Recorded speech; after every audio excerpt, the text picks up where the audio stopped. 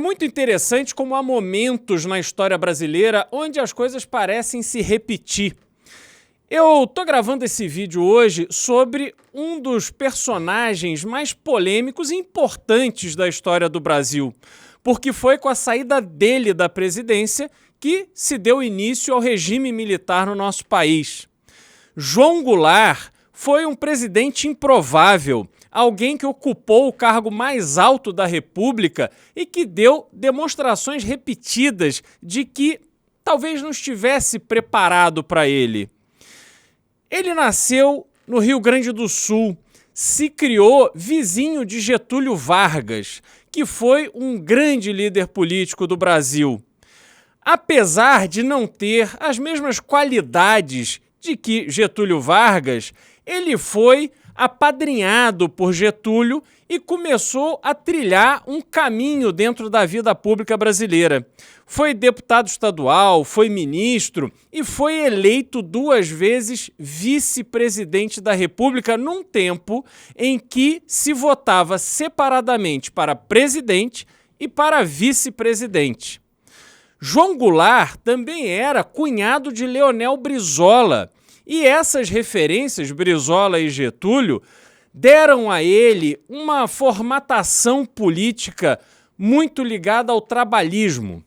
Quando ele foi eleito na chapa com Jânio Quadros, onde Jânio Quadros, apoiado pela UDN na época, na eleição de 60, foi eleito presidente do Brasil e João Goulart, do PTB, foi eleito vice-presidente. Ninguém esperava o que aconteceria com Jânio Quadros, ele que vinha da prefeitura de São Paulo muito bem avaliado, aparecia como uma figura política à frente de seu tempo, muito criativo, mas infelizmente não aguentou a pressão de ser presidente da República num momento em que o mundo vivia uma série de conflitos, com Guerra Fria ali chegando ao seu ápice. Jânio renunciou antes de completar 1 ano de mandato. E aí se deu o caos, porque naquele momento, no momento da renúncia de Jânio Quadros, João Goulart estava em visita oficial à China. E havia uma resistência da imprensa, do cenário político, do Congresso, à figura de João Goulart. Havia uma resistência para que ele assumisse a presidência.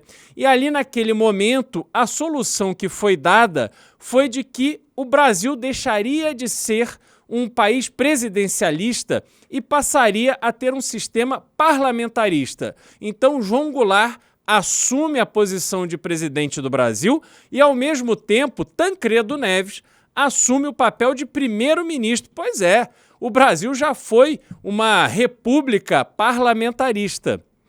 Esse cenário, essa configuração, durou praticamente 2 anos. E aí se fez um referendo onde a população votou para a volta do presidencialismo. E João Goulart, então, volta a ser presidente com poderes totais do presidente.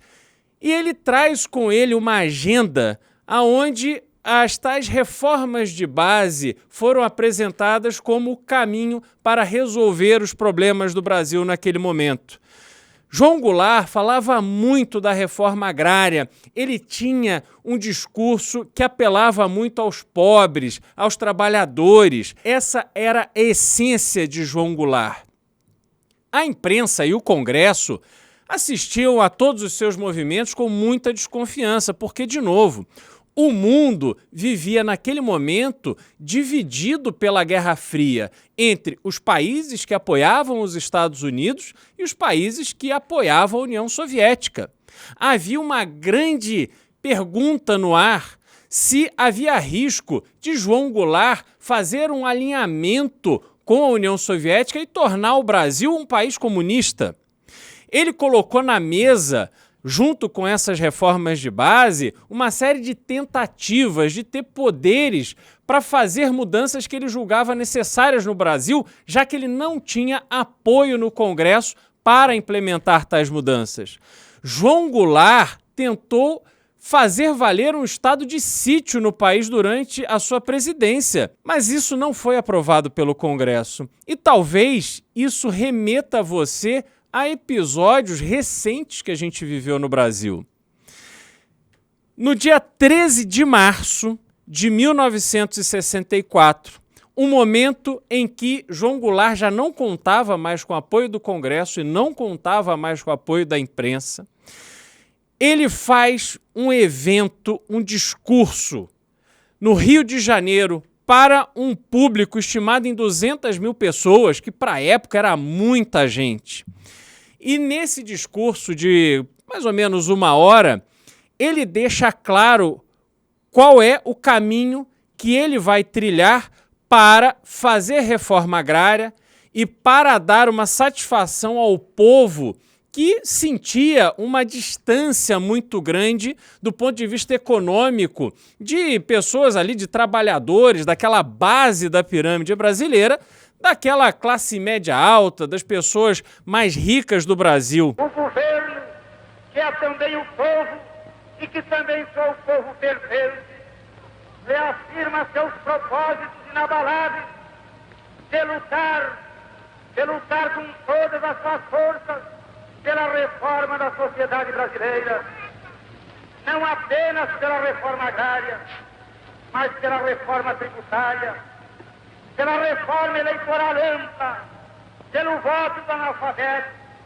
pela elegibilidade de todos os brasileiros, pela pureza da vida democrática, pela emancipação econômica, pela justiça social e ao lado do povo, pelo progresso do Brasil.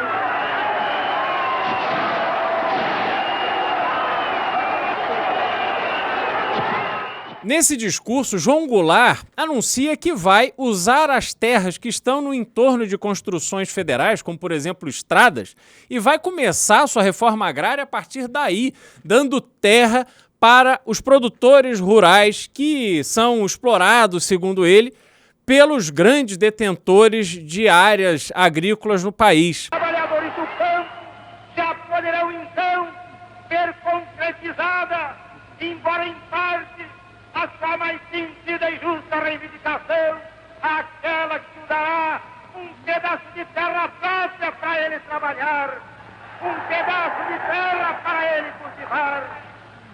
Aí então, o trabalhador e a sua família sofrida, irá trabalhar para ele, porque até aqui ele trabalha para os donos da terra que ele aluga, ou para os donos da terra que ele entrega sua produção. Ele cita exemplos de estados onde as pessoas produzem em troca de parte da produção para o dono da terra e que em alguns lugares eles já estão entregando mais de 50% daquilo que produzem para justificar o aluguel da terra. Ele coloca isso tudo como uma situação muito grave e que precisa ser resolvida no Brasil. O curioso é que ele próprio, João Goulart, sempre foi um grande proprietário de terras. Inclusive, quando ele deixou a presidência, ele se tornou fazendeiro não apenas no Brasil, mas também no Uruguai e no Paraguai.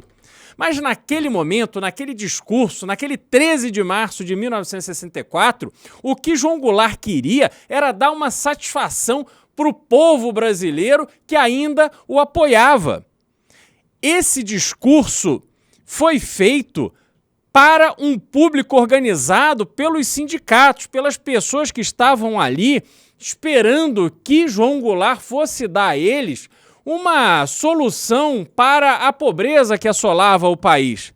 João Goulart disse também naquele discurso que ele havia publicado um decreto aonde estariam estatizadas todas as refinarias privadas que o Brasil possuía naquele momento. Acabei de assinar também hoje, ao dirigir-me para esta grande festa cívica, o decreto de encampação de todas as refinarias particulares.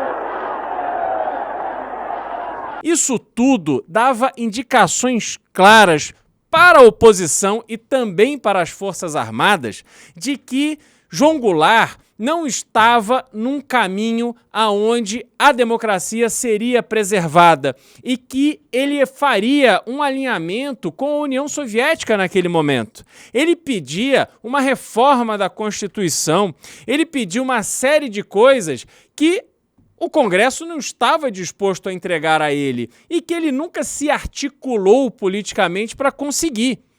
Havia uma suspeita muito grande de que o Brasil poderia mergulhar num regime autoritário de esquerda. E foi nesse momento aonde os partidos de oposição, a própria imprensa e as Forças Armadas se uniram para tirar João Goulart da presidência da República. Isso aconteceu no dia 31 de março de 1964, com a vinda do general Olímpio Mourão Filho de Minas Gerais até o Rio de Janeiro. João Goulart não ficou para lutar pela presidência. João Goulart, naquele momento, ele abandona o Rio de Janeiro e vai para o Rio Grande do Sul, deixando o Congresso Nacional numa sinuca, porque a legislação brasileira previa que o cargo de presidente só poderia ser declarado vago uma vez que o presidente estivesse fora do território nacional. Mas naquele cenário onde ninguém sabia muito bem o que estava acontecendo, o Senado Federal declarou vaga a presidência e, com isso, João Goulart foi tirado do seu cargo, da sua cadeira de presidente da República. João Goulart deu todas as demonstrações de que ele não tinha não só o preparo, mas a articulação necessária para implementar um projeto de governo. Ficou até a pergunta, será que ele efetivamente tinha esse projeto? As reformas de base que ele colocava ali como a sua bandeira principal, elas não eram reformas que estavam articuladas entre si. Era como se essas reformas fossem propostas populistas para que ele pudesse agradar aquele público que o apoiava. É interessante dizer que João Goulart fez a sua carreira política com o apoio das camadas mais baixas na pirâmide econômica brasileira. Mas a sua presidência foi de tal forma ruim do ponto de vista econômico que já no final ele não tinha nem mesmo o apoio dessas pessoas, porque a vida estava muito difícil. Havia naquela época um fenômeno inflacionário, dificuldade de conseguir empregos, dificuldade de trazer investimentos, havia uma preocupação muito grande com o país e isso inviabilizava o progresso. O Brasil não conseguia dar o seu próximo passo. João Goulart fez tudo errado. Se nós avaliarmos todos os seus movimentos, as suas conversas, as suas alianças, ele apostou no cavalo errado. Aquele núcleo que o apoiava, sobretudo os sindicatos, aquelas instituições que viviam e se fortaleciam do dinheiro público, não eram suficientes para dar apoio e sustentação a um presidente que, no fundo, não sabia exatamente para onde estava indo. João Goulart sofreu as consequências da sua incompetência. E aquele 13 de março, sobretudo, nos deixa uma lição que nos serve para hoje. O cenário que nós vivemos hoje, com um presidente da República que também não tem as qualidades desejadas numa figura que exerce esse cargo de tanto poder e de tanta responsabilidade, que fez discursos recentemente na convenção do seu partido, que o alçou à posição de candidato à reeleição, aonde ele foi sugerindo golpes e dizendo que ele é vítima de todo um sistema político que o impede de governar. Isso tem muita semelhança com 1964. A diferença é que Bolsonaro se coloca como um presidente de direita e o seu inimigo é um inimigo do comunismo, é um inimigo quase imaginário, porque, de fato, não existe uma ameaça comunista no mundo, ao que dizer no Brasil.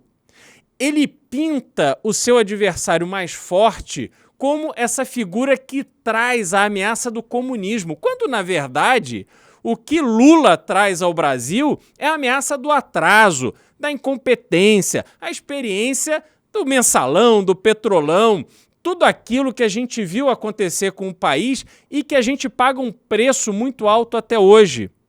Não dá para a gente imaginar que Bolsonaro é uma figura que vai centrar a sua estratégia eleitoral e a sua estratégia para o país como alguém que vai nos salvar, porque ele vai nos salvar de algo muito abstrato. João Goulart, no seu tempo, também passou por esse processo. Ele se colocou de tal forma errado no debate político brasileiro que abriu espaço para que as Forças Armadas não reconhecessem nele o chefe que o presidente da República deveria ser para elas. Foi assim que João Goulart encontrou o final da sua carreira política. E ele, que se revelou muito distante do seu mestre Getúlio Vargas, esse sim, um político habilidoso, disposto a dar a própria vida pelas suas convicções políticas e aquilo que ele acreditava para o Brasil, João Goulart, assim que pôde, fugiu. Foi embora usufruir de uma vida de riqueza que ele construiu apesar da sua carreira política. É importante que essa história de João Goulart nos sirva de exemplo e nos sirva de alerta também, para que a gente fique atento e compreenda que, independente do que aconteça, o valor mais importante que precisamos preservar no Brasil é a democracia.